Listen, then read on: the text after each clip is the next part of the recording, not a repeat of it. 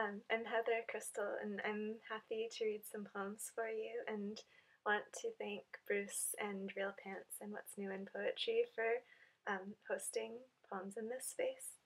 I'm going to read poems from this new book.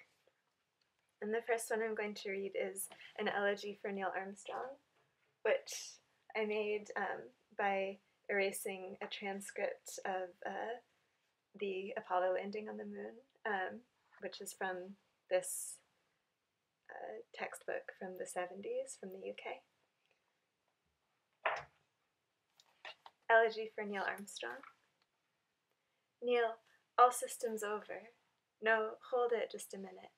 Okay, a little more for your TV. Neil, you're a picture on the TV. Oh, Neil, we can see you, get up. Mankind is fine and powdery. I can pick it up loosely with my toe. I can. Here I see the descent. Over. Neil, I'm with you. Garbled. I'm standing directly in the shadow now. Everything is sufficiently bright.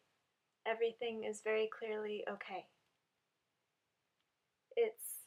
I'm a long way out. Buzz? I have no flags. I'm in minimum flow, clear and spiderly. Are you getting a picture now, Houston? Yes, Neil, we are getting a picture. Neil, you've got 3 more steps and then a long one. A little more. There, you got it. That's a good step. There you go. This poem's called Hatch.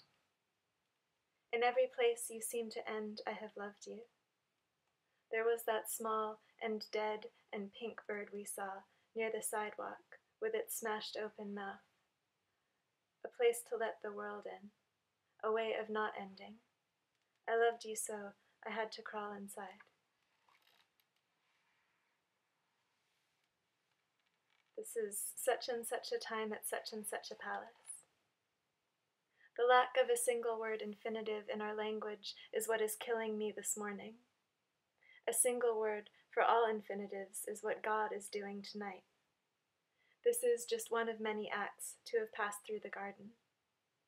Previously, on this show, they put a peacock back together wrong, after its demise. Something there was in the syntax. Poor bird could feel it in his bones.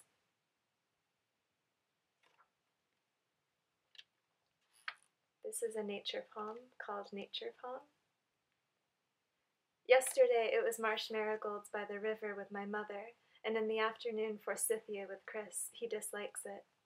And today it is grass again, with aunts departing, or heading toward each other to exchange an urgent message. Church bells are literally ringing, and then, oh my God, the train, and Jesus Christ, a butterfly, lovely brown with off-white tips, and every now and then irregular lavender spots. It's not necessary to write everything down. When a creature quietly tends to itself, I am happy. And by extension, earlier I thought, for actually a very long time, about ants and the impossibility of ant masturbation. They do not love themselves enough. They only love each other.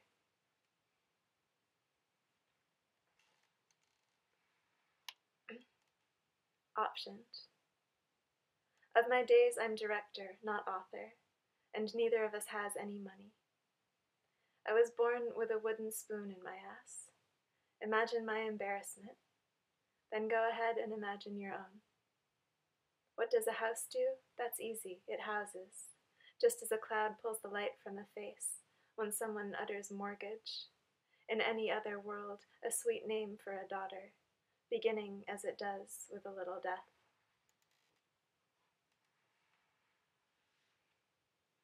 This is called Pursuits. It is not that you want to be the one to make prints in the untrampled snow. It is that you want to be in the snow without having touched it, to be of the snow, not beginning. Everywhere commerce dictates the shapes that move you along, that seat you at a table far from the snow, far from the act of not touching. It only gets worse. A girl's gotta eat, and your hunger's not even your own.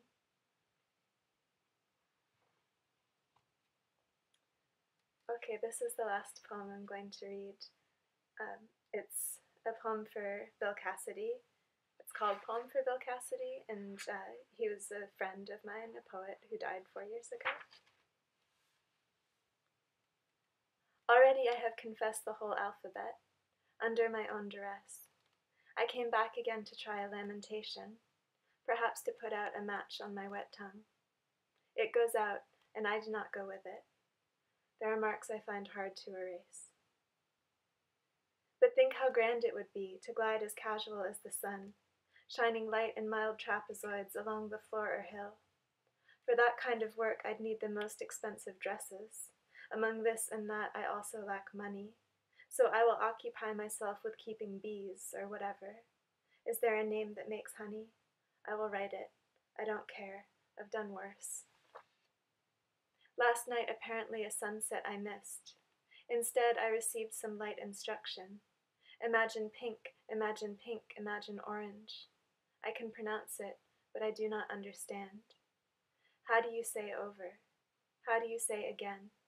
They put the sun back in the ocean where it's kept. I will consider this milk. I mean confess it. Tell me the funniest thing, I'll spit it out.